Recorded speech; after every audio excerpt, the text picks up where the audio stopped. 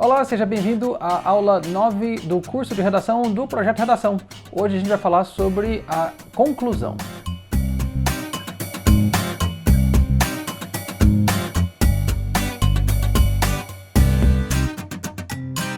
Na aula passada, a gente falou sobre a importância de você mobilizar informações e conhecimento de diversas áreas para fundamentar os seus argumentos e para demonstrar um bom repertório sociocultural. Essas são coisas que estão diretamente ligadas à competência 2.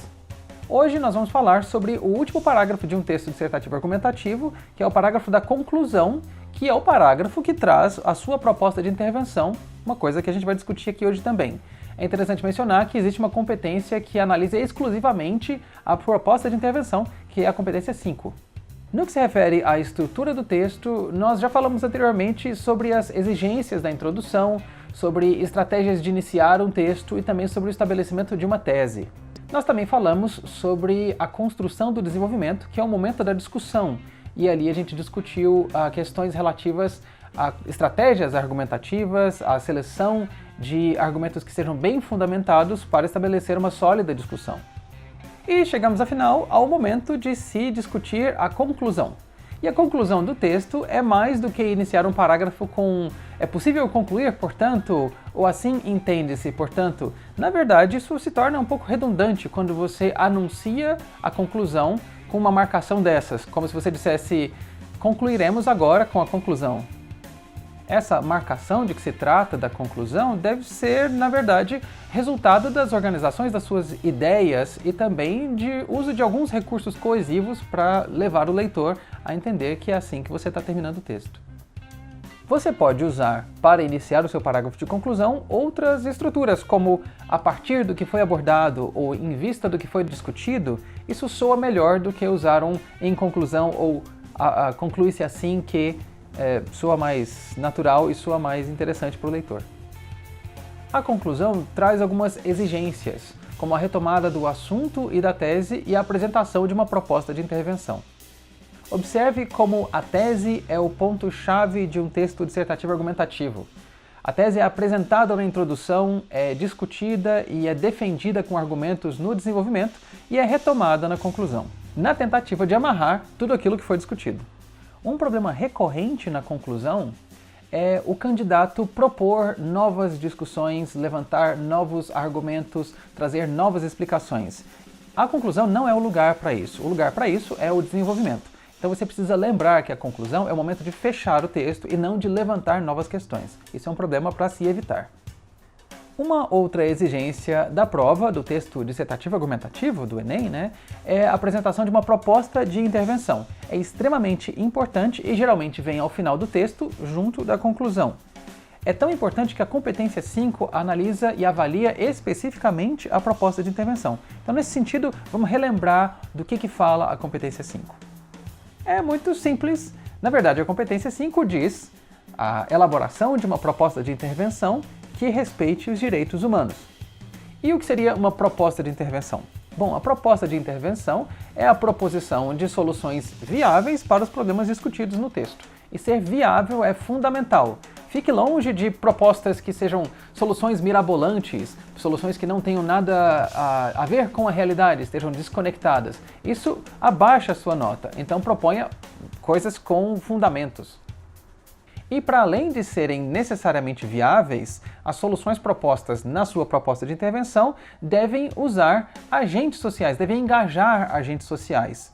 E o que seriam eles? Bom, agentes sociais são os agentes que podem gerar transformação na realidade, podem gerar transformações sociais ligadas àquilo que você está discutindo com a sua proposta de intervenção.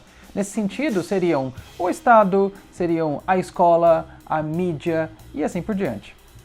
Essas soluções viáveis precisam ser bem detalhadas. O agente social precisa ser explícito, precisa ser ligado diretamente àquilo que você está propondo como solução.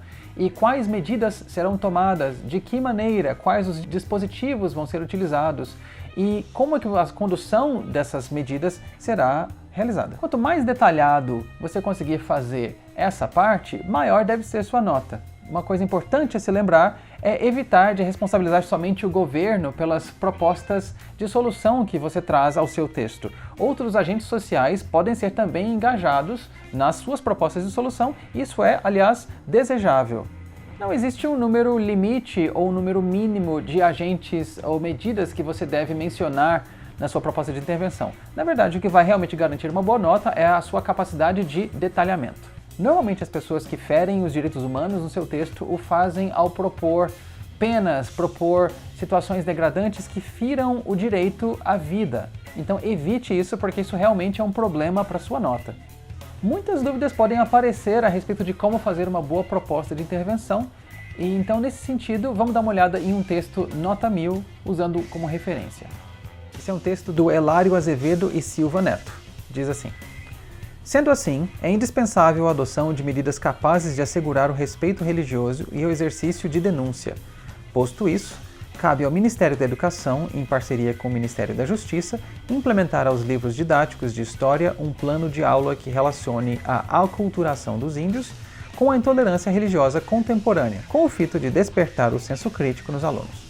E, além disso, promover palestras ministradas por defensores públicos acerca da liberdade de expressão garantida pela lei para que o respeito às diferentes posições seja conquistado. Ademais, a Polícia Civil deve criar uma ouvidoria anônima, tal como uma delegacia especializada, de modo a incentivar denúncias em prol do combate à problemática. Nessa conclusão, o Elário retoma o que foi discutido ao longo do texto e ressalta que é indispensável a adoção de medidas que assegurem o respeito religioso e também ressalta a importância do exercício da denúncia. Em segundo lugar, ele envolveu os agentes sociais, no caso o Ministério da Educação e o Ministério da Justiça, e disse o que deve ser feito e como deve ser feito. Como, por exemplo, a inclusão nos livros de história de planos de aula que relacionem a aculturação dos índios com intolerância religiosa. Ele também ressalta a promoção de palestras por defensores públicos, por parte de defensores públicos, a respeito das garantias de liberdade de expressão, garantias que são asseguradas pela lei. E ele ressalta a finalidade dessa proposta de intervenção dele, que se refere à necessidade de se criar ou de se desenvolver, de se despertar nos alunos um senso crítico. Ele ainda traz uma nova medida, usando como agente social a Polícia Civil, e ele propõe como fazer e o que fazer. Nesse caso, a criação de uma ouvidoria anônima, tal qual uma delegacia especializada, a fim de estimular o ato de se denunciar crimes, sendo essa a finalidade da proposta dessa medida que ele ressalta. Então, como é possível observar, ele conseguiu trazer ao texto dele uma proposta de intervenção absolutamente viável e dentro daquilo que respeita os direitos humanos. Isso significa que ele conseguiu sugerir medidas que são perfeitamente executáveis e que envolvem bem os agentes sociais e o contexto sócio-histórico em que o leitor está envolvido. É justamente esse tipo de conclusão que a banca, que vai corrigir a sua prova do Enem, quer ver: uma proposta viável, respeitosa dos direitos humanos e bem detalhada. E assim você consegue, certamente, uma boa nota na competência 5. E na próxima aula nós vamos falar sobre aquilo que se refere à competência 4, que é a boa utilização dos recursos coesivos. A gente se vê lá.